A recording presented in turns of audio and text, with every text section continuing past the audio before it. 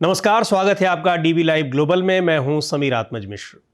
अफ्रीकी देश तंजानिया में चुनाव बाद हुई भारी हिंसा के बीच मौजूदा राष्ट्रपति सामिया सुलुहु हसन ने एक बार फिर राष्ट्रपति पद का चुनाव जीत लिया है। पिछले कई दिनों से फैली अशांति के बीच सामिया ने यह जीत हासिल की है। तंजानिया के चुनाव आयोग के मुताबिक सामिया ने 97.66% यानी करीब 98% वोटों से जीत हासिल की है। तंजानिया के चुनाव आयोग के मुताबिक बुधवार को हुए मतदान में देश के 3.76 करोड़ रजिस्टर्ड मतदाताओं में से 87% मतदाताओं ने यानी लगभग 3.2 करोड़ मतदाताओं ने मतदान किया, जिनमें से करीब 3.19 करोड़ वोट सामिया को मिले। लेकिन चुनाव नतीजे सामने आने के बाद अंतर्राष्ट्रीय पर्यवेक्षकों ने चुनाव में पारदर्शिता और देश में फैली हिंसा को लेकर चिंता जताई है। चुनाव में पारदर्शिता को लेकर ही तमाम सवाल उठे थे और देश भर में प्रदर्शन हुए थे। प्रदर्शन के दौरान हुई हिंसा में सैकड़ों लोगों की जान चली गई है, बड़ी संख्या में लोग घायल हैं। पूरे देश में इंटरनेट सेवा बंद होने के कारण मारे गए लोगों की वास्तविक संख्या की पुष्टि करना भी मुश्किल है। वहीं विपक्ष का कहना है कि सरकार हिंसा के पैमाने को कम दिखाने की कोशिश कर रही है। हालात पर काबू पाने के लिए कर्फ्यू लगा दिया गया है। आमतौर पर शांत समझे जाने वाले पूर्वी अफ्रीकी देश तंजानिया में 5 साल पहले 19 मार्च 2021 को सामिया सुलुहु हसन ने राष्ट्रपति पद की शपथ ली थी और संयुक्त गणराज्य तंजानिया की पहली महिला राष्ट्रपति बनी थी। लेकिन इस बार वहां चुनाव सिर्फ वोटों की गिनती तक सीमित नहीं रहा, बल्कि सड़कों पर गोलियों के साथ आगजनी और सैकड़ों लोगों की मौत का गवाह बना।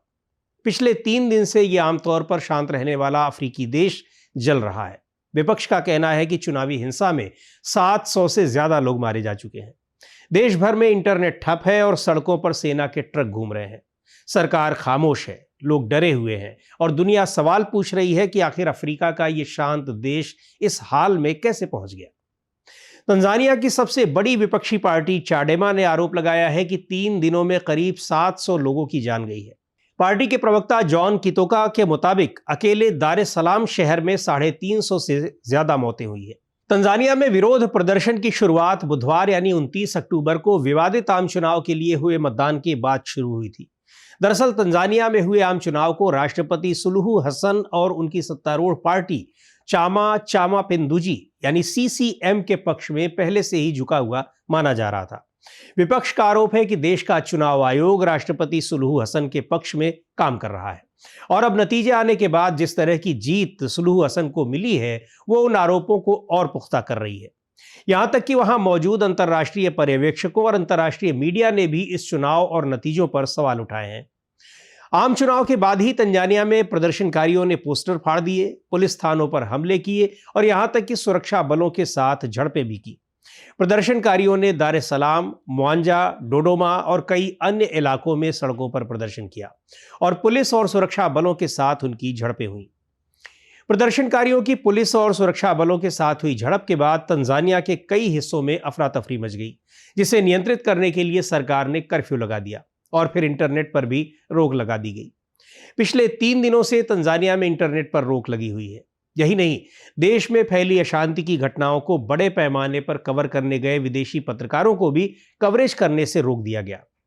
हिंसा से पहले ही कई मानवाधिकार संगठनों ने चेतावनी दी थी कि इस बार चुनाव के दौरान दहशत का माहौल है। कई विपक्षी नेताओं के अपहरण और धमकाने के मामले सामने आए।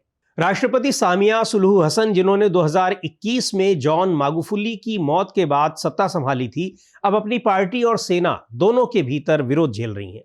विश्लेषकों का कहना है कि इस चुनाव से वो अपनी पकड़ मजबूत करने की कोशिश कर रही थी। फिलहाल वहां कॉलेज और विश्वविद्यालयों में पढ़ाई लिखाई भी स्थगित कर दी गई है, क्योंकि देश भर में डर का माहौल है और लोग बोलने से भी डर रहे हैं। विदेशों में रह रहे तंजानियाई नागरिक ऑनलाइन चर्चाओं के जरिए प्रदर्शनकारियों के समर्थन में आवाज उठा रहे हैं। संयुक्त राष्ट्र ने तंजानियाई अधिकारियों से संयम बरतने की अपील की है।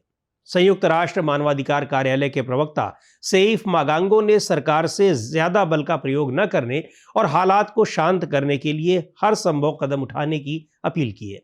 तंजानिया में चुनाव के आधिकारिक नतीजे तो आ जाए हैं, लेकिन राष्ट्रपति सामिया के नेतृत्व वाली सत्तारूढ़ CCM पार्टी की जीत पहले ही तय मानी जा रही थी। विपक्ष चुनाव में बड़े पैमाने पर धांधली का आरोप लगा रहा था।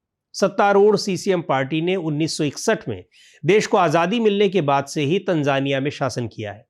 निवर्तमान राष्ट्रपति सामिया सुलूहु हसन 2021 में तब राष्ट्रपति बनी थी जब तत्कालीन राष्ट्रपति जॉन मैगुफुली का राष्ट्रपति पद पर रहते हुए निधन हो गया था। कार्यकाल की शुरुआत में राजनीतिक दमन को कम करने के लिए सामिया की काफी तारीफ हुई, लेकिन उसके बाद उन पर विरोधियों का दमन करने और विरोध में बोलने वालों को कुचलने के आरोप लगने लगे। तंजानिया पूर्वी अफ्रीका में स्थित है, जिसकी सीमाएं उत्तर में कीनिया और युगांडा, पश्चिम में रवांडा, बुरुंडी और कांगो और दक्षिण में जाम्बिया, मलावी और मोजाम्बिक से मिलती हैं।